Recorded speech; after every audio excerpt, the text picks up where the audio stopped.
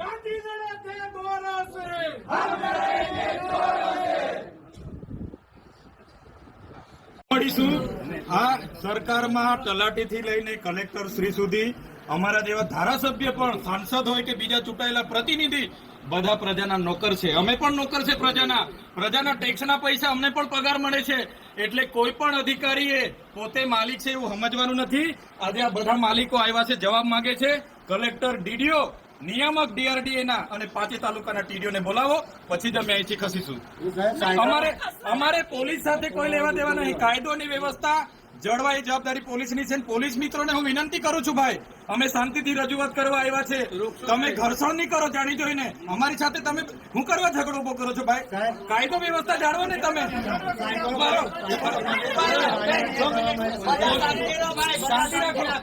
Police department અમારા વિસ્તારમાં શિક્ષકો મૂકી આપવાના છો તમે.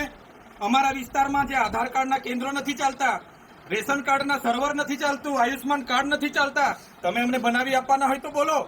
કેમ તમે વચ્ચે આવો છો ભાઈ? રસ્તાના ખાડા પૂરી આપવાના છો તમે કેમ ભાઈ? પોલીસ અધિકારી કાયદો વ્યવસ્થા જાળવે ભાઈ, બરાબર છે. અમે તમારી આ વર્દીનો રિસ્પેક્ટ કરીએ છીએ. એનો મતલબ એવું નથી કે તમારાથી ડરીએ છીએ.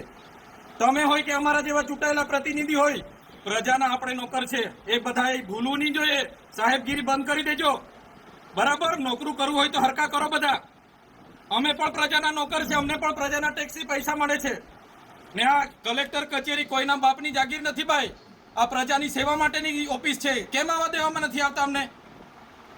આટલો મોટો ભ્રષ્ટાચાર થયો છે, કઈ નિરાકરણ આવ્યું છે? અહીંયા ધરણા પર બેઠા હતા બોર્ડની નીચે, શું થયું? આટલી બધી નુકસાની થઈ છે ખેડૂતોની. કોણ સર્વે કરવા આવ્યું છે? કોઈ આવ્યું છે સર્વે કરવા? એટલે પોલીસ અધિકારીઓને મારી નમ્ર વિનંતી છે, અમે વેલ ગ્રેજ્યુએટ લોકો છે, અધિકારો માટે અમે લડીશું, બરાબર. અમે આ સીન સપાટાને લાકડી લાઠીચાર્જ ભાતીચાર્જથી ડરવા વાળા લોકો નથી. અને તમે એ કરવા માંગતા હોય તો બી અમે તૈયાર છે. ચાલો લડી લઈએ. જ્યાં સુધી અમે સંવાદમાં માનીએ છીએ તો સંવાદમાં રહો. જે દિવસે સંવિધાન અમે સાઈડ પર મૂકીશું, સંવાદ સાઈડ પર મૂકીશું, આરપારની લડાઈ થશે. આ તમને કહી દીધું. કોઈના મગજમાં બીજો ધુમાડો હોય ને, તમારો બધાનો પગાર સરકાર પ્રજાના ટેક્સ થી આપે છે. કોઈના કમલમમાંથી પગાર નથી આવતો. કેમ ભાઈ? સભ્ય નોંધણી અધિકારીઓ કરે છે. કોણે કીધું? કોઈ કયો પરિપત્ર છે? બતાવો અમને. એટલા માટે કેમ છું અહીંયા collector Shri Narmada, DDO Shri Narmada, DRD નિયામક શ્રી અને 5 તાલુકાના ટીડીઓ હશે તો જ અમે ખુલાસો આપીશું. અમે બધા પુરાવા લઈને આવ્યા છે, પુરાવા સમેત ખુલાસો